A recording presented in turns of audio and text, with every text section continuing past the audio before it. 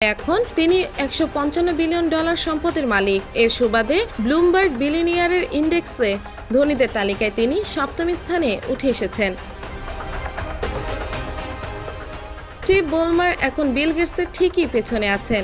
Gates আছেন ষষ্ঠ স্থানে। গেটসের সম্পত্তি এখন বলমারের চেয়ে মাত্র $2 বিলিয়ন বেশি। গত গ্রীষ্মে দুজনের সম্পত্তির ব্যবধান ছিল $17 বিলিয়ন।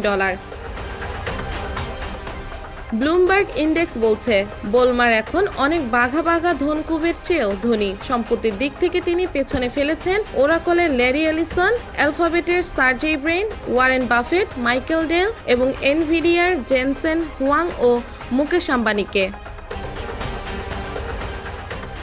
বোলমার 1980 সালে প্রেসিডেন্টের সহকারী হিসেবে মাইক্রোসফটে যোগ দেন, যদিও পিএর চেয়ে বরং বিজনেস ম্যানেজার হিসেবে দায়িত্ব পালন করতেন বেশি। বোলমার প্রথমে $50,000 মূল্য বেতনে মাইক্রোসফটে যোগ দিয়েছিলেন।